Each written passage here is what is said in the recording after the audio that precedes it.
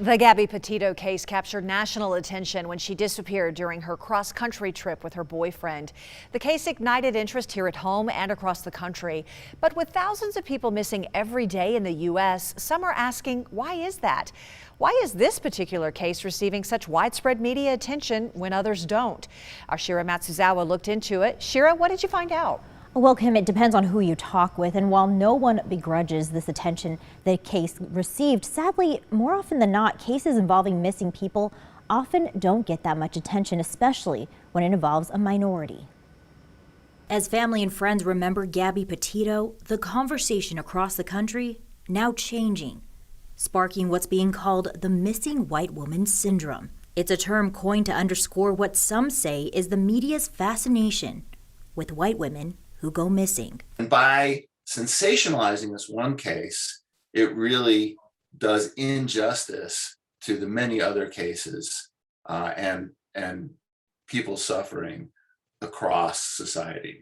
The FBI's National Crime Information Center reports at the end of 2020, the FBI had more than 89,000 active missing person cases, and 45% of those were people of color. The Black and Missing Foundation reports the coverage of white and minority victims is not proportionate.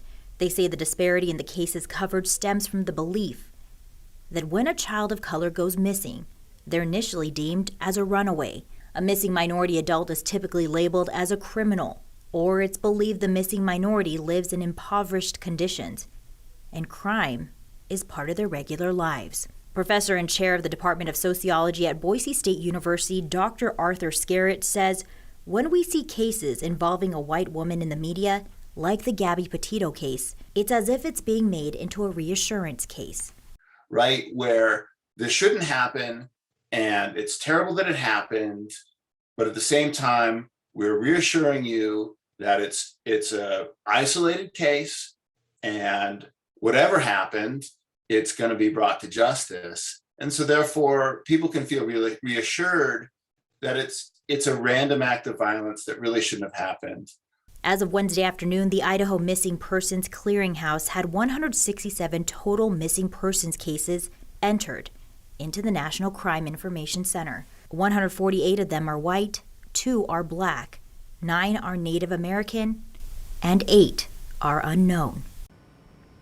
And just for perspective, the Journal of Criminal Law and Criminology published an analysis in 2016 which found only about 1/5 of missing person cases involving minorities are covered by the news. By the way, it's harder to track how many Hispanic kids are missing because the FBI's report they group white and Hispanic children together.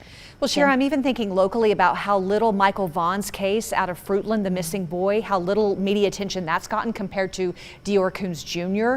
His case blew up. You know, it just, what is it about these cases? So thank you for bringing us some insight. Yeah, sorry. Oh, no, I think it's just a conversation that a lot of people are having right now. All right, Shira, thank you.